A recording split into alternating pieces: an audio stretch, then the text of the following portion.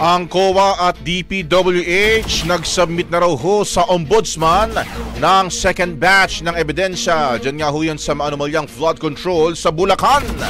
Brigada Gigo Boy Custodio, i-brigada mo! Brigada!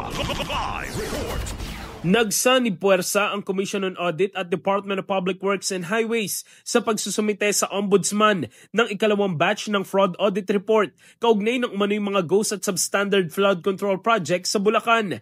Kabilang sa mga tinukoy na liable ang ilang dating district engineers at opisyal ng DPWH, kabilang na dyan sina Henry Alcantara at Bryce Hernandez, gayon din ang mga kontraktor mula sa Wawaw Builders at Top Notch Catalyst Builders Incorporated, One Frame Construction Incorporated na sangkot sa mga proyekto sa Plaridel at Pandi, Bulacan.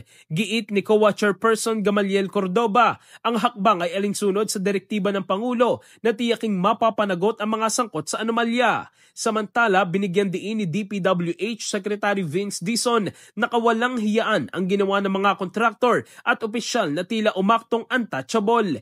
Tiniyak din ng COA at DPWH na mas paiigtingin pa ang geotagging at system integration sa mga proyekto upang masiguro ang transparency at tamang paggamit ng pondo ng taong bayan.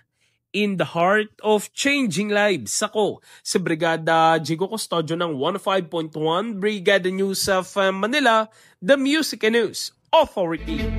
Rapido, Brigada Balita. Ang bahaging ito ay hatid sa atin ng Yummyvit ES2 Oral Drops. Simulang tuparin ang pangarap ng iyong anak. And stunting now!